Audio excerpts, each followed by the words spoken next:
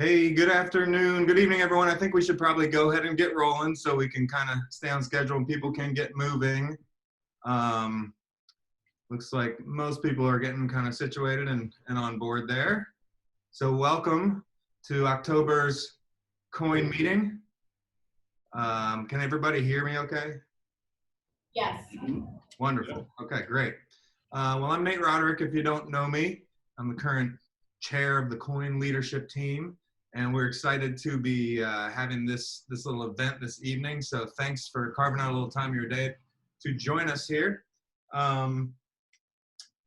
So as you notice, we are doing our second pod event here. And the pods, if you weren't with us last week, or last month rather, are a way that we thought we could still try and be getting together a little bit and doing kind of some micro networking and connect with each other so we can still keep a little personal component in this group. We know that everyone's getting tired of sitting around and staring at Zoom meetings, so we thought at least we could maybe start a Zoom meeting with some friends. So that's what we're trying to do here.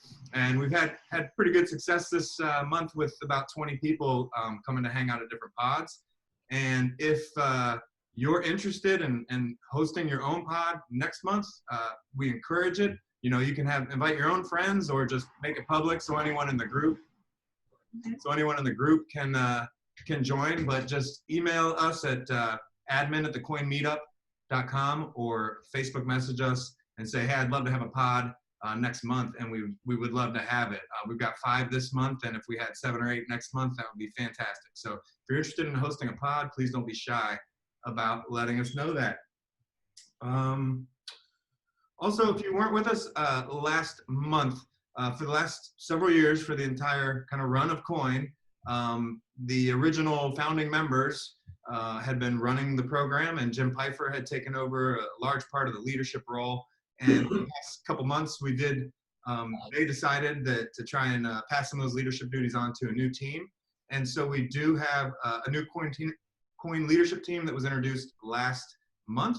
And I'll just reintroduce them real quickly in case you weren't with us last month. As I said, I'm Nate Roderick, and I'm serving as the chair of this leadership team for now. I've got another one here with me. I'm Amanda Roderick. I'm Nate's wife, also investing in real estate with him, and also I'm a realtor. And Kara Keynes, if you want to introduce yourselves real quick, just as part of the leadership team. Yeah, I'm Sarah. You'll be hearing from me via emails and other marketing endeavors. I'm Nick. I'm a designer, amongst other things. Feel free to reach out anytime. Jenna and/or Mark and Jenna. There they are. Yeah, if you guys want to say hello. Hey, Mark Gady, been part of the original founder group, kind of hanging out, still helping out a little bit as I can. My wife, Jenna, she helps as well also. Great to be here. Awesome. And then Mr. Fisher. Hey guys, it's Brian. I do some flipping and stuff, and I'm the only person on the Coin admin team that doesn't have a significant other. Don't feel bad for me; it's fine. Houses, and my houses are my love. Aww. I think I got everyone there, and I'd also like to acknowledge Mr. Jim Pfeiffer, who's actually still part of the team as a contributor, a lifelong contributor, although I'm a little angry with Jim right now because it looks like he's trying to bail out of the Bald Man Club and Rebecca style. So we'll talk about that offline. All right. That is our leadership team for now. And please always feel free to contact us directly or, as I said, admin@thecoinmeetup.com or just message us through Facebook. All right. So one of the things we also wanted to try and be doing with these meetings to help make them a little more dynamic is look at things that we can do during the meetings, kind of break things up just a little bit. And one of the things that we thought would be cool to do, since we don't have as much time to mingle in the large room with each other, is to at least take a moment as a little bit of an incentive to attend the pods. We'd like the pod hosts to introduce themselves, and anyone who's at a pod, just take a minute, just say your name, what you do on the real estate side or investment side, so that at least we get a little bit of an idea of who all is joining us. So why don't we just start with you, Brian, and your team. working my camera. Sorry, guys. So again, yay, Brian Fisher. My main thing is flipping houses and actually venturing into my first new build here in January down in Florida, and just bought a couple more buy and holds. So I'm up to 4 buy and holds now. And then here at our pod over on Bethel Road, we have 2 guys back here. We have Aaron Creas. Raise your hand, Aaron. That's that guy in the plaid. He is a developer and investor. And then we have John Hamilton, who is a wholesaler as well. Awesome. So we have another guy coming, but he's a little bit late, and he's just a brand new newbie, and his mom is a realtor, so he's getting into the game as well. So he'll be here in a little bit, and his name is Fabian. All right. Thanks for That's coming up to the pod, guys. Kara Keynes, if you want to, you guys want to introduce yourself there? Yeah, I'm Sarah. I am all short-term rentals all the time. I'm Nick. I'm an architect, designer, flipper, and yeah, that's about it. And Sarah's minion. And these are our guests. You guys want to introduce yourselves? I'm Gabby. And I'm Edward. And there's somebody else coming in. Gabby, Edward, wait, you're on. I'm on. Yeah. Introduce yourself Say to the who team. you are. I'm Corey. Hold up. All right. That's Corey. This is Corey, you guys. Corey, forever henceforth known as the man. That's our pod. Thanks, guys. All right. And let's see, Mr. Hively.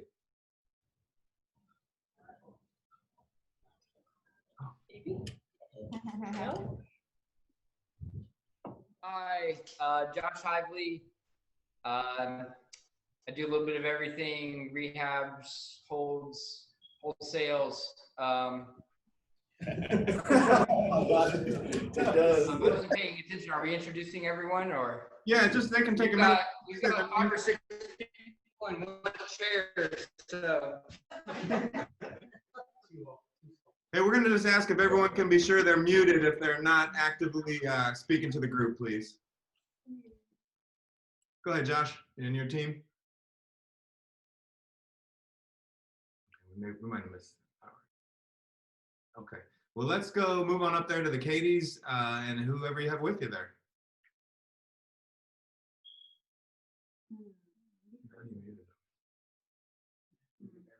Wait, I guess we got you muted, Katie.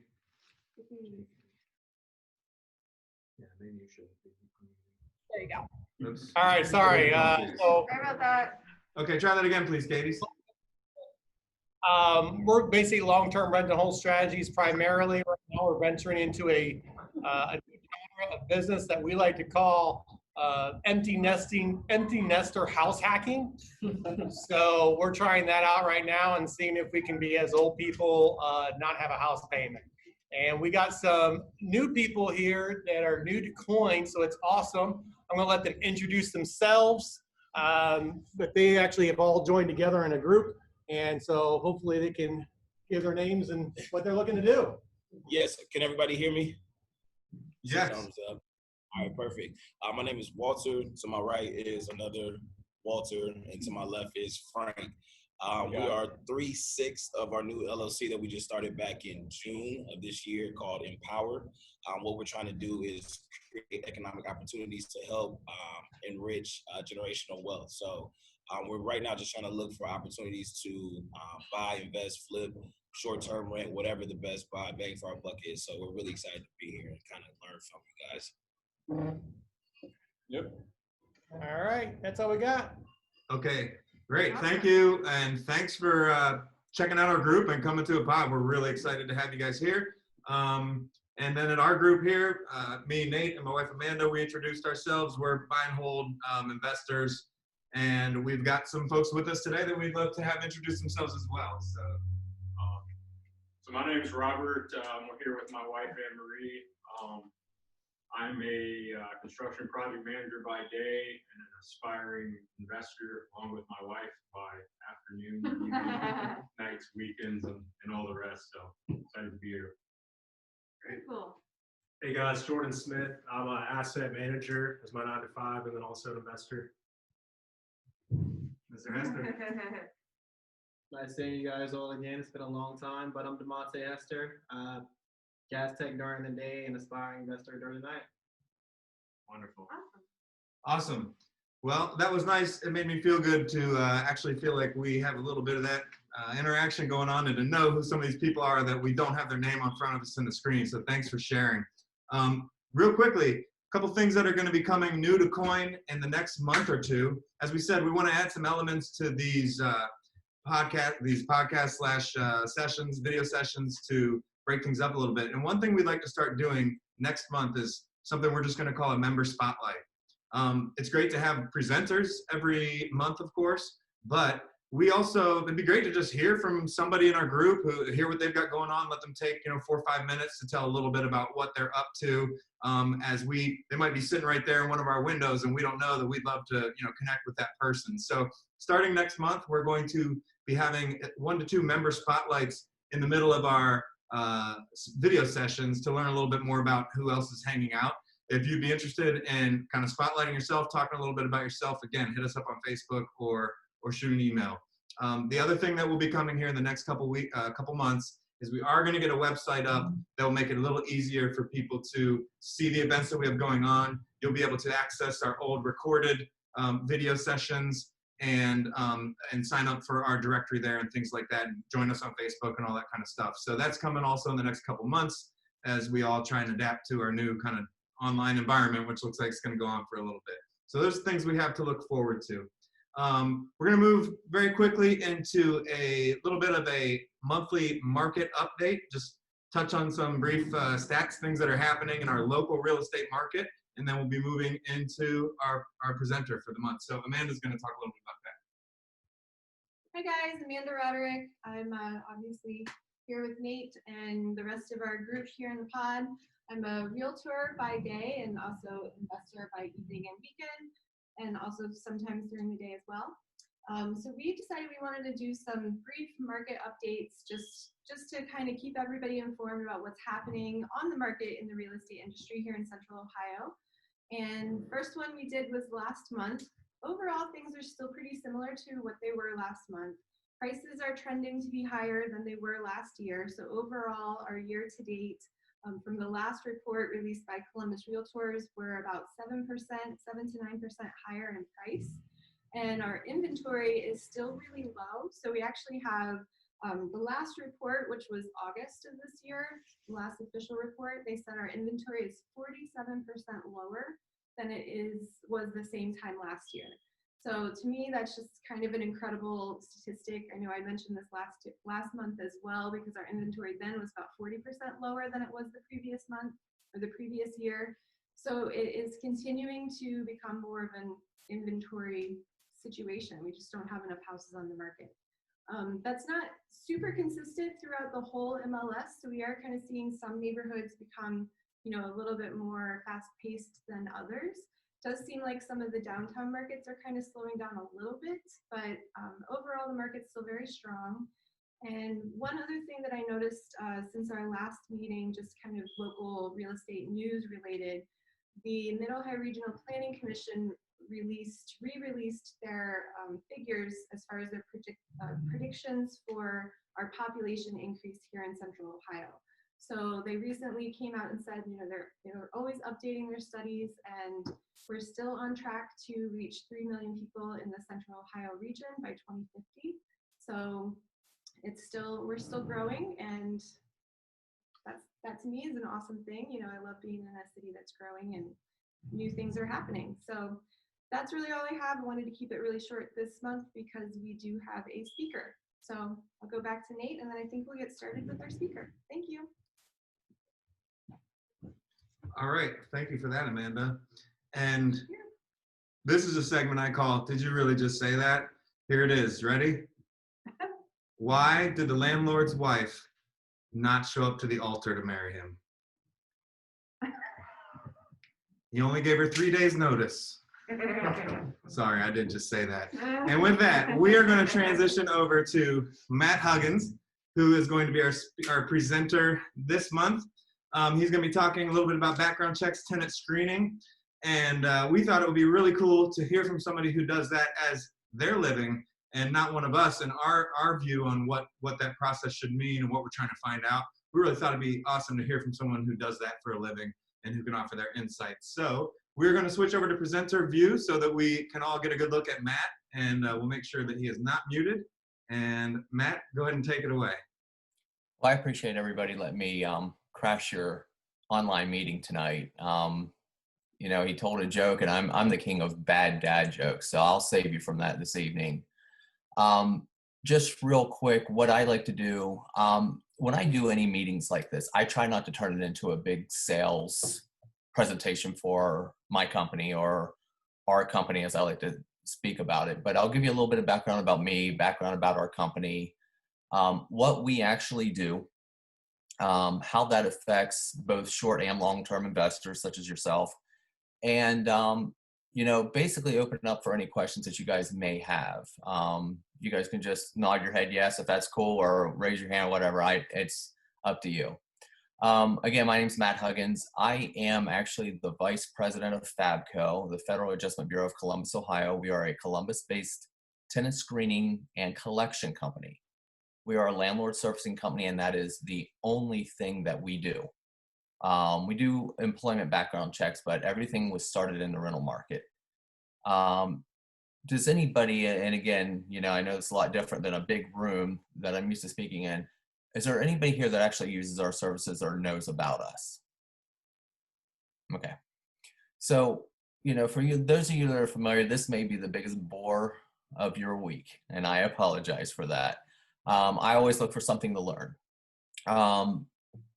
Real quick history of the company. We started in 1943 as a collection agency for landlords, believe it or not. In 68, the Mahonies, which would be John and Marlene Mahoney, bought the company. And John was a landlord in Central Ohio and Columbus, and was very integral in starting the Columbus Apartment Association in 1969. Around 71, 72, a lot of people asked him, hey, you have a lot of rental information about people that burn landlords. How about selling that to us?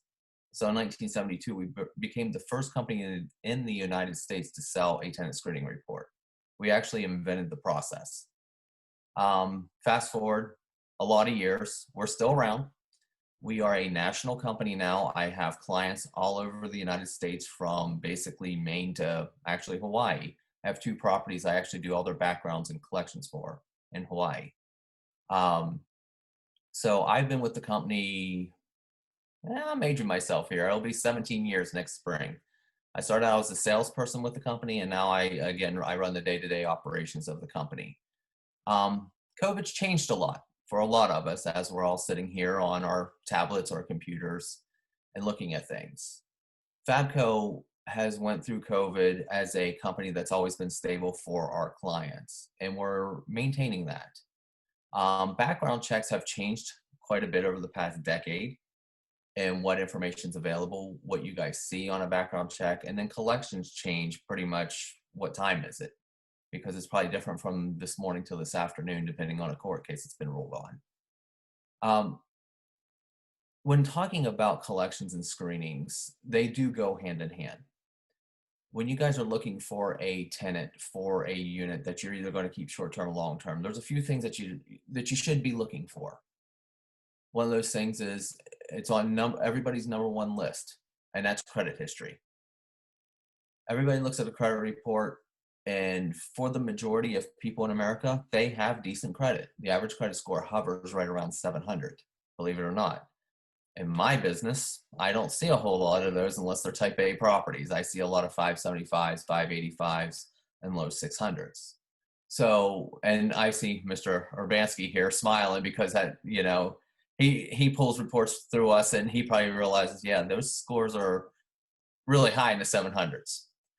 The reason why that is, we've experienced since the early 2000s, everybody needs to buy a home.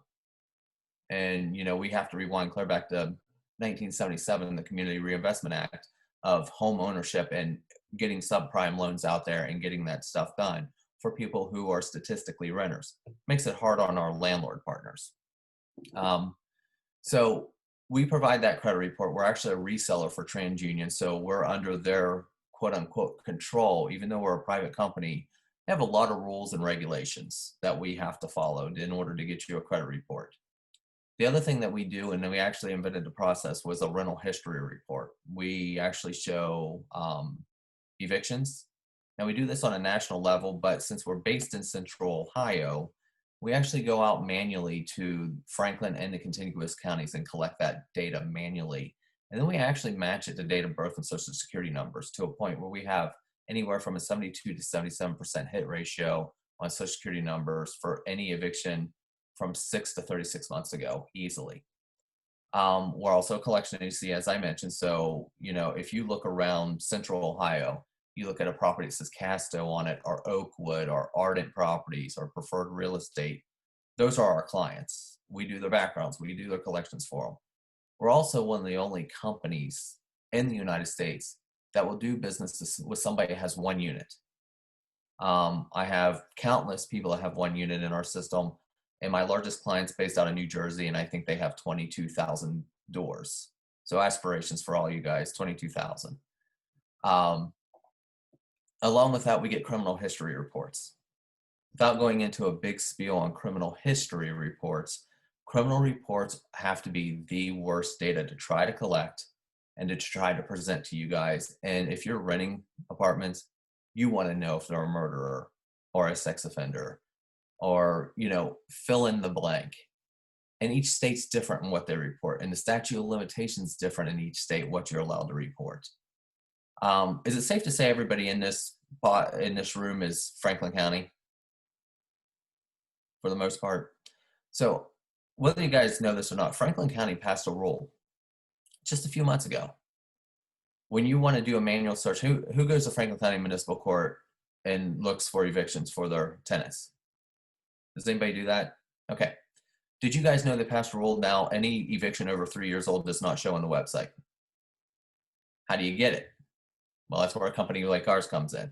See, they pass a rule in Franklin County, and I actually have threatened the clerk of courts for giving bad information to people who have evictions, but they cannot stop us from reporting them because they follow Fair Credit Reporting Act stuff. And the statute of limitations reporting that's 7 years. So we're allowed to report it for 7 years. So even though you guys can't see it on the website, if you know the name of the person and the case number and you call down there, that case still exists. They just don't allow it to show up on the online search. So there's a lot of different things that go along with the background checks. Collections, it's pretty self-explanatory. We're a contingency-only collection agency. We've been doing that a long time. All we do is landlord collections, or the average, you know, veterinarian who owns about 3 rental units. I say that because we have that guy in our system. We do all his veterinary bills that people don't pay to have their dogs or cats or squirrels. I don't know what kind of pets people have anymore. Everything's a pet, and everything's an emotional support animal that I'm finding out.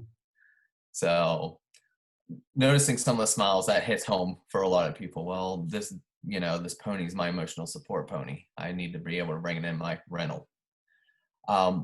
So with that being said, like I said, I don't want to turn this into a big, you know, Fabco is awesome, Fabco is the king. I wouldn't work there if we weren't. I've been there, like I said, almost 17 years.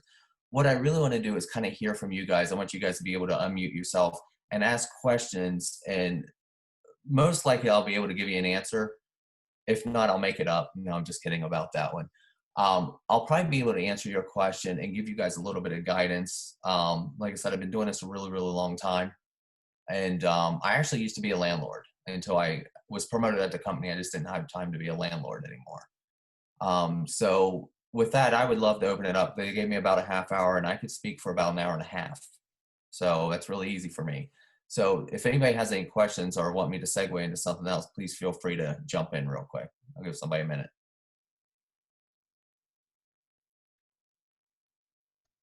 Hey, Matt, you mentioned having the ability to pull credit reports. When you pull a credit report, that's something, I mean, typically with my business, I do a lot of affordable housing units, and I have properties all over town from Hilltop to Linden to Southside. My understanding, I typically don't look at credit reports from a credit score standpoint, because I know a lot of those folks aren't going to be high, and you guys provide those. So my understanding is, and correct me if I'm wrong, but if we have you guys pull a tenant report that includes a credit report and we turn them down, even if it's not based on their credit, we're still required to send them a letter within 30 days explaining why we turned them down. Even if maybe they had 18 cats and that was the real reason that we said that they couldn't come in. But is that still the current law that we have to send them a letter if we're having you pull the credit report as well as the background checks? Yeah, absolutely, Brian. So the funny thing is that federal statute has nothing to do with actually pulling a credit. It's when somebody applies and you're trying to extend them any sort of credit. So that could be a car note, a mortgage, renting an apartment. You have to let them know a reason they were denied. That actually all falls under HUD rules.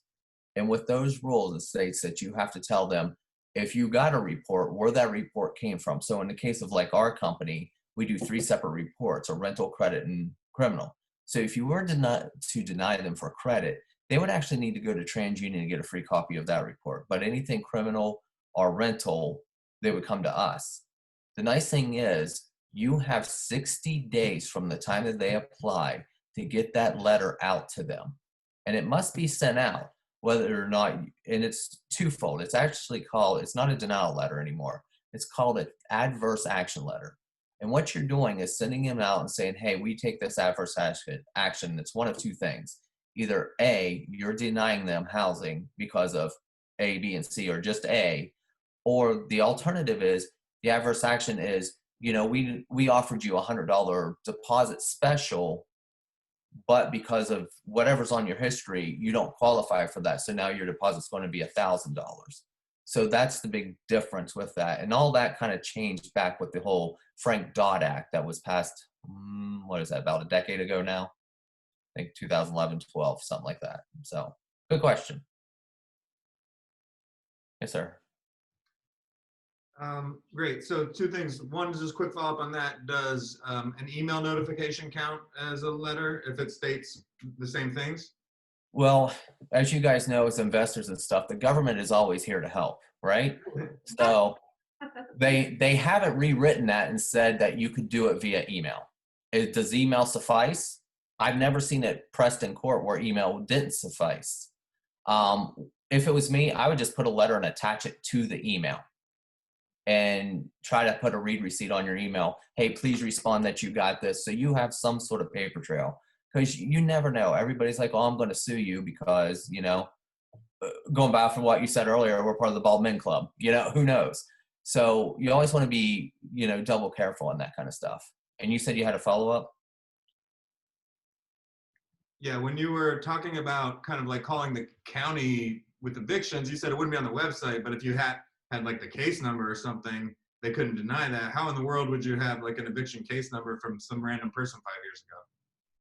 Well, that's the tough part is what we have found out as we have dealt with this with Franklin County is we get data 3 days after they're filed in Franklin County. So if you're filed on today, which is Tuesday, we'll get that downloaded to us on Friday. So the way our systems work, we have all these cases that Franklin County files, about 20,000 per year. Or is it by month? I don't know. I can't remember the numbers right off the top of my head. Because we're nationwide, my numbers are all out of whack now. But we have the data. It would be hard for you to know the data unless the person was really, really honest with you.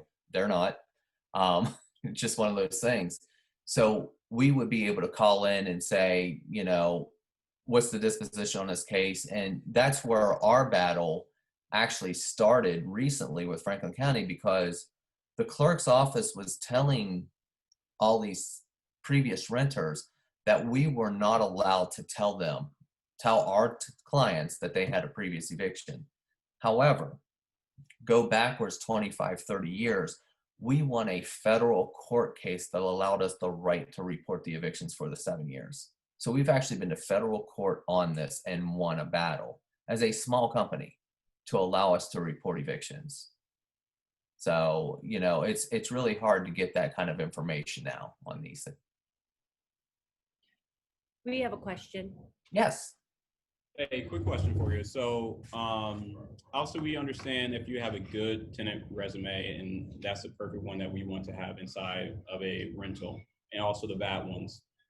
How do you guys decide when you hit that middle of the line where they might have okay credit history, have some identifiers that might say, hey, they're in the middle. How do you determine which way they fall? Well, I can tell you what I look at from personal opinion, because as a company, we're not allowed to make that type of decision, if that makes sense. Okay. But what I look at, and depending on the type of property you have, and that's a big thing, you got to look at the area that you're doing business in. And, you know, what are the demographics of that area? And let's just say you own a house in Muirfield. Well, we all know Muirfield's a very nice area and stuff like that. You're going to be really strict in Muirfield, you know, credit worthiness and stuff like that. What I can tell you as a general rule across the United States, and what I see from all of our clients, is, do they owe a landlord money? That's number one. The majority of people I get ran through my system, and when I say the majority, 70–80% of the applications I run through my system have a 640 or less credit score. What does that mean? That means in the financial world, and I'm not trying to insult anybody here if your score is under 640, but in the financial world, they look at that as somebody who's high risk and don't know how to pay their bills on time. So with the majority of our renters running through our system that score less than 640, what do we look at? Do they owe a landlord money? If they have one eviction on their record, that's not a big deal, as long as that eviction was paid for. Now, if they got 2 or 3 evictions, if you notice a trend, and I just always think of this one lady that I sold a client that she was evicted from every place she lived twice a year. So in 6 years, she had 12 evictions. The funny thing is, and because I sold this client, none of those places she was evicted from used our background screening service, because it was all Franklin County. So I went to that potential client and said, you guys have a problem and I have the answer for it. So make sure they don't owe a landlord. Make sure you can verify everything. I know when I owned my properties, I got 3 forms of ID from them: picture ID, social security card, and I got a utility bill where they're living now. And I didn't care if it was in their name or not, because at least it proved that they were staying where they said they stayed. Because I know it's hard to believe, people are dishonest on applications.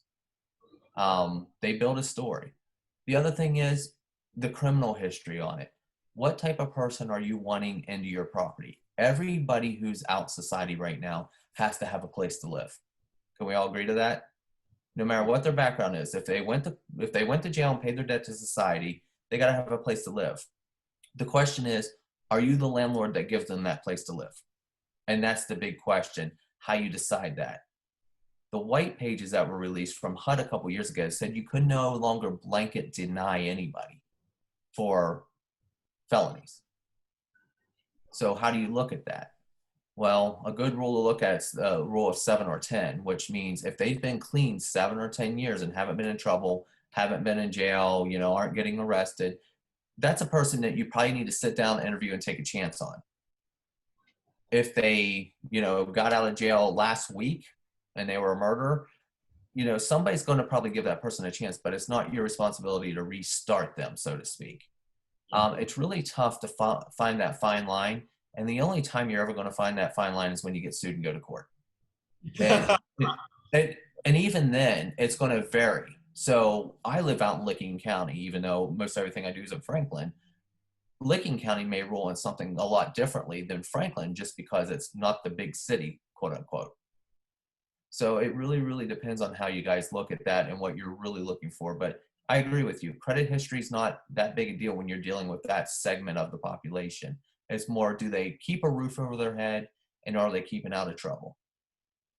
And one more thing I'll add about the credit report is July 17, all judgments and all tax liens were removed off of all credit reports. I don't know if anybody knew this or not, but it was kind of put on, it was really down low. The credit bureaus let us know about it. But so if you take somebody to court and sue them and get a judgment, that does not show on their credit anymore. So the only way you get on their credit is to actually hire people like us that have license agreements with Experian and TransUnion and things like that to actually report these. I report 200,000 pieces of data a month on people's credit now. And that's the only people they want to deal with. They don't want to deal with court systems, because courts, they're horrible. They don't follow PPI rules, which PPI is private personal information rules. So kind of a long answer for you. I'm sorry about that, but I want to make sure you fully understood. So Anybody Matt, else? are you saying that if we get a judgment against someone, they could dispute it with the credit bureau and the credit bureau would have to remove that? If you get a judgment on somebody, it will never show on their credit bureau. They don't. Yeah, put I them- understand it, but let's say we hire you to have that information added to the report. Can they in turn, because of this July 17th ruling, can they in turn dispute that and say, hey, this should be taken off my credit report and thereby get it removed? No, and I'll tell you why. Because the judgment, we're not putting it on as a judgment. We're putting it on as a collection. And what that means is, and it's kind of an easy, I hate using the word easy when I'm talking about collections because they're not easy. Not when there's an 8 to 10% recovery rate across America. The key to it is when we put it on, it's put on as Fabco with Brian Urbanski being the original creditor.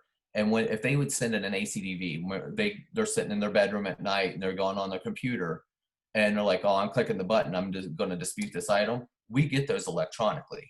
I get probably average 30 of them a day. We answer it back, and if we have a judgment on somebody, you had your chance to dispute that. You can't. We send it back as valid, and hopefully we get a new address and a new job because we're going to tell our client, let's go back to court and garnish them now.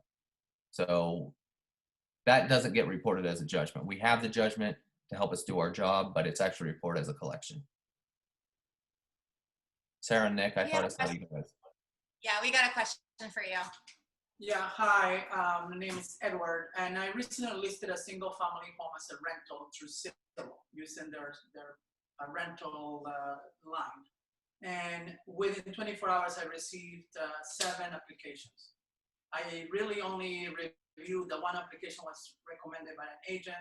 We immediately approved the tenant. They're already in contract. This has happened within the last 3 days. Now, going back to the notification, do I need to notify, although I did notify only by email to the 7 other applicants that an application was accepted, do I need to notify them by letter as well, even though I didn't even review their application? Yeah, I think that's a good business practice. Number one is to, if you had, it sounds like you had a total of 8 people, you had the one you rented to, and then 7 others. I think it's good business practice to let the 7 people know. So, hey, we got 8 applications, and this is a really touchy subject for a lot of small landlords because fair housing, and hopefully you did it this way. You get your first application, you process that. If they qualify for the home, you have to rent to them. You don't take the 8 and look at them and say, oh, which one do I think's better? That's actually against federal fair housing rules. And even if you only have one, yeah. When you say the first one to arrive, and how do you keep track of that? The first one that comes in, absolutely. Okay. If they come in electronically, they're probably all time stamped through an email. So the federal rule is you review each application as they arrive. That is correct.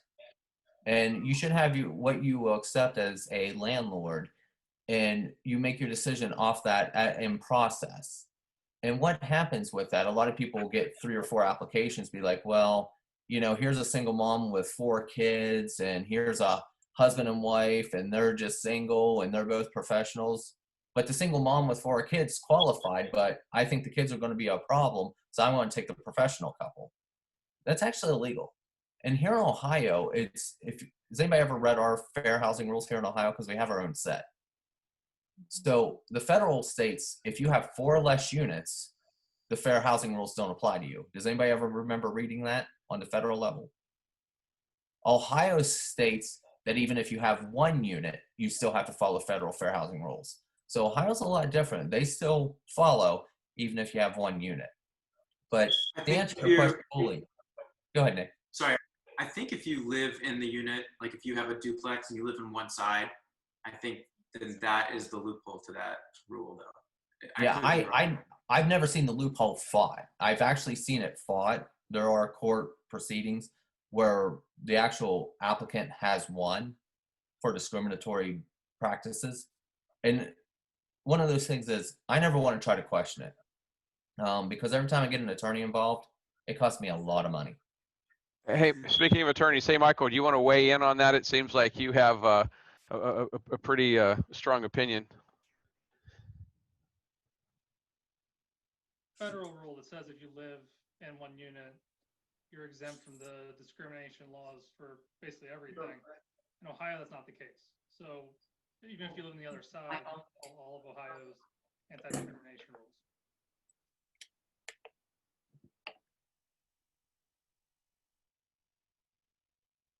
Okay. Anybody else with some?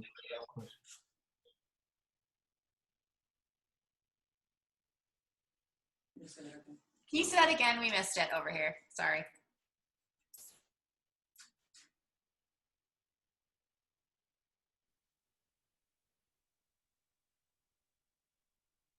Can anyone hear me? Barely. You're very, very low. All right, I will type this in as a message to the entire group. Thank you, Michael.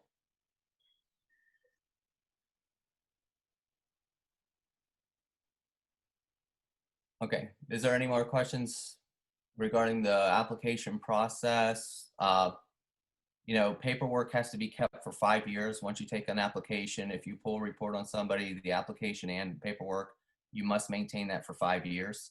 It can be electronic though. They have passed a rule, you can't keep it electronically. But as long as somebody comes over 48 months down the road, as long as you can produce that, you can do that. Is there anything else anybody's want me to chat about real quick? Because I mean, as a company, we do a lot for landlords, and it would be unfair to try to, you know, build the whole thing for you guys today. And I just don't want to bore you with a bunch of information you don't care about.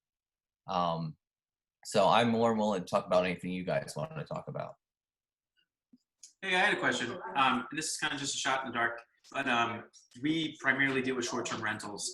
And the last 8 months or so, we've kind of naturally progressed into a midterm tenant, so to speak. Do you see your type of business servicing that community at all? Has COVID impacted your systems or what you do? I'm just curious if that would stimulate a conversation. So yeah, it's actually a really good question, Nick. So, you know, we talk about COVID as a company and what we're looking at and what we've actually experienced.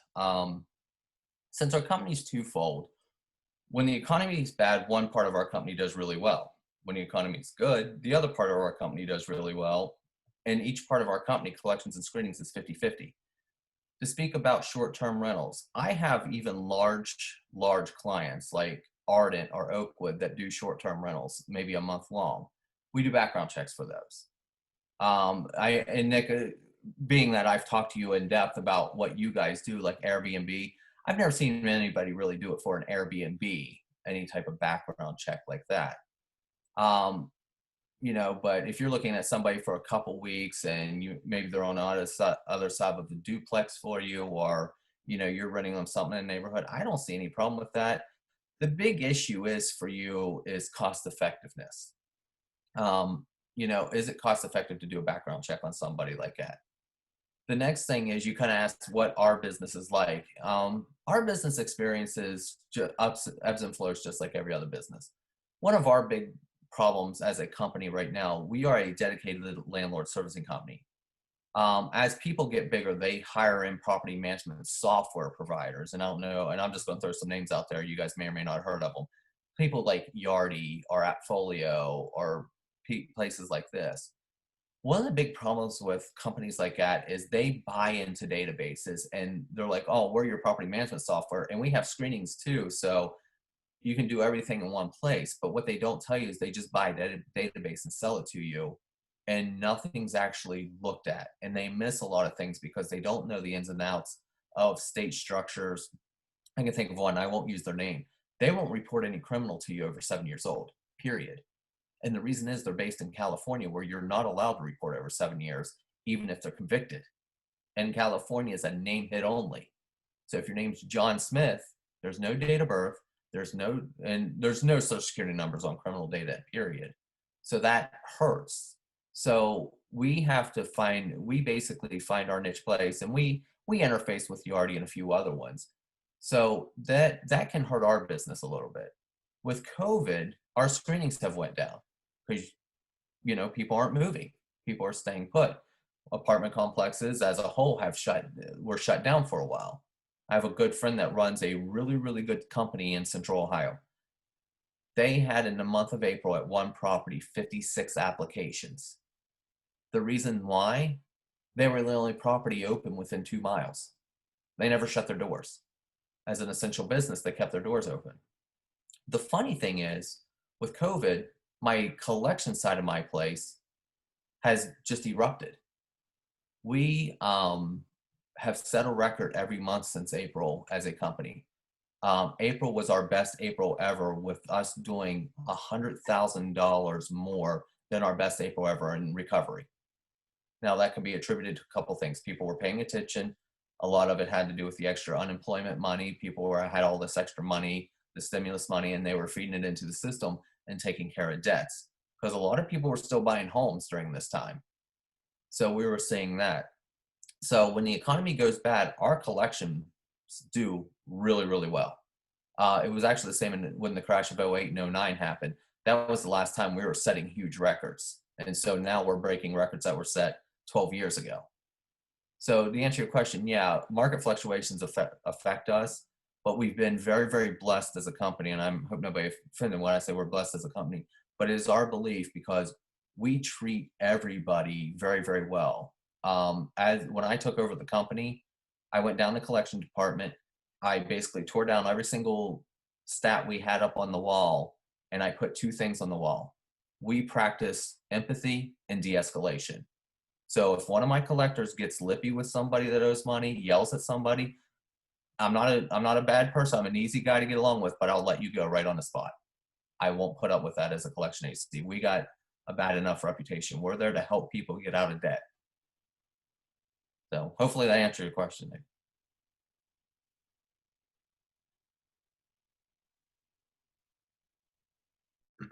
We only got a couple minutes here, but just a question that I thought of was, what are the biggest mistakes that you see property owners make, either with the screening process or with the information that they get from it? I think a lot of it's desperation. They get this information and they don't really know what to do with it, because we're told, hey, I got to get a report on somebody, but then they're looking at a credit report and they really don't know what they're looking at.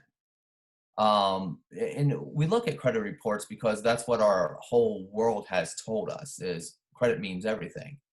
So one of the things I tell people is, when I was a landlord, I had a property out in Blacklick, single family home. It rented for about $1,550 a month. You had to have some money to get into that place. And you had to have a 650 or higher credit score. That was my threshold. Had to make 3 times the rent. But one of the things that I looked at, I kind of looked at see how they lived. I got a bank account balance, say, hey, what kind of bank account what's their bank account look like? Are they living paycheck to 4 days before the next paycheck, where ramen noodles became expensive a day before they got paid? The other thing I look at, even though, from a personal standpoint, no matter how you feel about credit cards, is do they have a credit card? That way, if they get in trouble one month, they can pay my rent with a credit card. Are they maxed out on other credit cards, or do they have some room there? The biggest thing that I think a lot of my landlords, and I have conversations like this on a daily basis, is making it personal. We have to remember, when we're looking at anything that's a rental, whether that's short-term or long-term rental, it's just business. It's not personal. To the person that you're evicting, to the person that you're renting to, it's very personal to them. It's their livelihood. It's a roof over their head. It's a school system for their kids to go to. It's a place that they're going to gather for Thanksgiving or Christmas or whatever holidays they celebrate. For us, it's not personal until they knock holes in the walls and move out, no 6 months left on a year lease. Then it becomes very personal for us. Landlords that do that get me sued a lot in the collection world, because there's so many attorneys out there that are in, Michael, I apologize, I'm not trying to talk bad about attorneys, but there's so many attorneys that chase us down. I just had a case just recently, just a real quick case for one of my landlords in Columbus. Landlord did nothing wrong. Guy broke his lease to move out, owed him $3,300. we sent him the first letter, and our first letter is a notice to dispute letter. He answered that dispute letter with, he wanted validation of the debt and cease and desist collecting on the debt. There's the first problem. I can't validate and cease and desist in the same letter. He's asking for things that a collection agency can't do. But I did it. I validated and then cease and desist. So we never heard back from him within 30 days, told our client, which is based out of Minnesota, let's sue him. He makes $150,000 a year, it's $3,300. He's been on his job for 7 years. Let's go after him. He answered back to our little municipal court suit for $3,300 with a $10 million lawsuit against us. I literally just got the paperwork today to finally solve this case, just put it to rest. He doesn't have to pay the bill. We're paying his attorney $500. My attorney is paying his attorney $500. And my attorneys in the Dayton area, who's my ACA, American Collector Association attorney, have made $6,200 off of me for this case. So I have one collection account that I literally lost about 10 grand on after it's all said and done. So we're very careful with our collections. And if we see stuff coming over and it's a vendetta and I want to go after them because I'm mad at them, my spidey senses go up. I'm like, this is going to be a problem. If it's a business transaction, that's better. But getting your personal feelings involved with the business transaction is one of the biggest downfalls I see a lot of landlords, especially small landlords, because I was a small landlord. If I don't have my place rented for 3 or 4 months, I'm hurting. I got a mortgage, I got taxes, I got insurance. I need to have somebody in there. I need to have somebody taking care of it. And there's a lot of risk out there for me. Does that help you? Okay. Anybody else that I can do anything for? Sarah, she's waving. I have another question. Absolutely. In regards, did you get a lot of applications that are using their tax ID number rather than a social security number? We actually do. We have kind of a built-in system because we do business in Columbus. We have a high population that just has tax ID numbers or no social security numbers at all. The no social security number people, we actually manually search those to our system. So somebody can actually fax us, I know fax machines, or email us their application, and we can actually do a background check. You won't get a credit report, but we'll run it through our other systems just to see if there's anything on it. I'll be honest with you, 9 times out of 10, there's nothing there. But there are times that people say they have a tax ID number and they've used it so much, they actually build a file with it. So on our website, you can actually put that tax ID number in with the social and a report will come right back for you. But the no social people, we'll find a lot of time. And I got 2 girls that work in my office that are really good at this. We'll start manually searching the no social person and find out they're lying to you, that they actually do have a tax ID or social, and we're able to manifest a report on them, and they have a history of getting evicted or a history of criminal activity or something like that. So we are able to see those, we are able to handle those, but it's toss it up in the air and see if you can hit one of them, because that's really what it boils down to.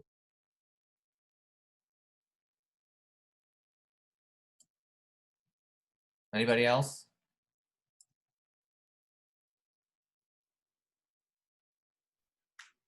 Okay, it sounds like we've kind of wound down there. That was really great, Matt. Thank you very much for doing so. I'd like to give you a group round of applause there if we can. Thank you very much. I'll just add, if you guys have any questions about our company as a whole, I know Nick and Sarah have my information, and so does your missus. Feel free to reach out to me. Our website's fabcogroup.com. Or if you call our phone number, one of Ashley or Tanya will pick up the phone. They'll be able to help any of you out at any given time. Or you can ask for me. I'm an open door policy kind of guy. So try to help you out as much as I can. Really great. And if anyone missed that information, again, reach out to us. We'll get you in touch with Matt. But I really appreciate that, Matt. And I think you really gave us a lot of what we were hoping for, hearing from the other side. We don't know what happens on the other side. We come to a service like you and we want things out of it, but you have a totally different perspective on that, and we really appreciate you sharing that with us. So thanks for your time. We appreciate it. Sure. If anybody ever wants to come visit us at our office, just let me know ahead of time. We're a secure building, So we're a collection agency. All of my collectors have fake last names. So Wonderful. Great. Thank you. thank you so much. Have a good rest of your evening. Thank you, Matt. Bye-bye. Well, that was really great. I think there was a lot of stuff to chew on there. But at any rate, we are getting kind of close on time here. So I wanted to take a moment to just open up the floor, just in the event that anyone had any public announcements, anything that you think would be really pertinent to the group that everyone ought to hear. If so, please take a moment to let us know about that. All right. Oh, Michael, go ahead. Oh, was that a raised hand or just a wave? Yeah, let's try this again. Can everyone hear me? We can, yeah. All right. If you are in the business of evicting people by affidavit, having your attorney show up and you not, that is no longer going to be the case in at least Franklin County. So if you're going to evict someone, make sure you're available to go down to the courthouse and do the eviction. Okay. That's a valuable public announcement. What specifically? What is Franklin County Municipal Court up to these days now? Well, this was the 10th District Court of Appeals, so the Court of Appeals over the Franklin County Municipal Court. They ruled that the practice that we've been engaging in years for having the landlord file an affidavit saying they served a 3-day notice, the tenant's behind in rent, and that they're still behind, that didn't satisfy the civil rules, and the landlord has to actually show up and testify under oath to all those things. Awesome. Thanks again, Michael. That's very valuable information. Well, with that, guys, it's 7 o'clock. I think we are going to wrap it up. I just want to remind you, if you're interested in hosting a pod next month, please get in touch with us. We would love to have more and more pods at each event. Thank you to those of you who came out to the pods and everyone who just came to join us for the meeting. Remember, we've got a pretty an active Facebook group going, so let's put it to use, and we can all pick each other's minds and find times to meet up with each other and grow the community. So thanks, everyone, for your time, and we look forward to seeing you next month. Have a good one.